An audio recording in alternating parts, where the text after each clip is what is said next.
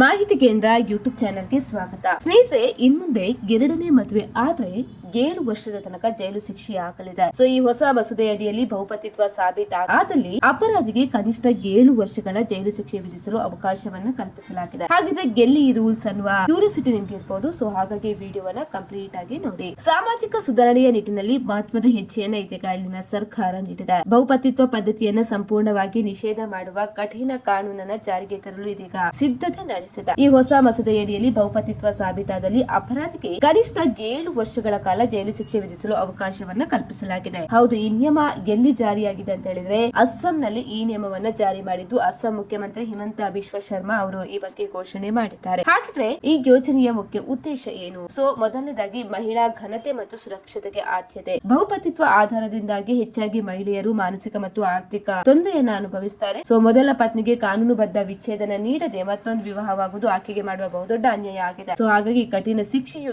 7 ವರ್ಷ ಜೈಲು ಶಿಕ್ಷೆಯನ್ನ ವಿಧಿಸಲಿದೆ. ಎರಡನೇದಾಗಿ ಧಾರ್ಮಿಕ ಸಮಾನತೆ. ಅಂದ್ರೆ ಈ ಕಾನೂನು ಯಾವುದೇ ನಿರ್ದಿಷ್ಟ ಧರ್ಮಕ್ಕೆ ಸೀಮಿತವಾಗಿಲ್ಲ. ಆದ್ರೆ ಧರ್ಮದ ನೆಪದಲ್ಲಿ ಬಹುಪತಿತ್ವವನ್ನು ಸಮರ್ಥ ಮಾಡಿದ್ರು ಕೂಡ ರಾಜ್ಯದಲ್ಲಿ ಅದಕ್ಕೆ ಅವಕಾಶ ನೀಡುವುದಿಲ್ಲ ಅಂತ ಹೇಳಿ ಸಿಎಂ ಸ್ಪಷ್ಟಪಡಿಸಿದ್ದಾರೆ. ಮೂರನೇದಾಗಿ ಕಳೆದ ವರ್ಷ ಬಾಲ್ಯ ವಿವಾಹದ ವಿರುದ್ಧ ಕಠಿಣ ಕ್ರಮಗಳನ್ನು ತೆಗೆದುಕೊಂಡ ನಂತರ ಅಸ್ಸಾಂ ಸರ್ಕಾರ ಈಗ ಬಹುಪತಿತ್ವದಂತಹ ಈ ನಿಯಮವನ್ನು ಜಾರಿಗೆ ಮಾಡಿದೆ. ಅದೇ ರೀತಿ ನವೆಂಬರ್ 25ರಂದು ವಿಧಾನಸಭೆಯಲ್ಲಿ ಈ ಮಸೂದೆ ಮಂಡನೆಯಾಗಲಿದ್ದು ಇದು ರಾಜಕೀಯದಲ್ಲಿ ಮತ್ತು ಸಾಮಾಜಿಕ ವಲಯದಲ್ಲಿ ದೊಡ್ಡ ಬದಲಾವಣೆಗೆ ಕಾರಣ ಆಗಲಿದೆ. ಸೊ ಮಸೂದೆ ಕಾನೂನಾಗಿ ಜಾರಿಗೆ ಬಂದ್ರೆ ಅಸ್ಸಾಂ ರಾಜ್ಯವು ದೇಶದ ಇತರ ರಾಜ್ಯಗಳಿಗೆ ಸವಾಲುದಾಯಕ ಮಾದರಿಯಾಗಲಿದೆ. ಹಾಗಿದ್ರೆ ಕರ್ನಾಟಕದಲ್ಲೂ ಈ ಯೋಜನೆ ಜಾರಿ ಆಗಬಹುದಾ? ಈ ಬಗ್ಗೆ ನಿಮ್ಮ ಅನಿಸಿಕೆ ಏನು ಅಂತ ಹೇಳಿ ನಮಗೆ ಕಮೆಂಟ್ ಮಾಡಿ ತಿಳಿಸಿ. ಅದೇ ರೀತಿ ಮತ್ತಷ್ಟು ಅಪ್ಡೇಟ್ಗಾಗಿ ನಮ್ಮ ಚಾನೆಲ್ ಅನ್ನ ಕೂಡ ನೀವು ಸಬ್ಸ್ಕ್ರೈಬ್ ಮಾಡ್ಕೊಳ್ಳಿ.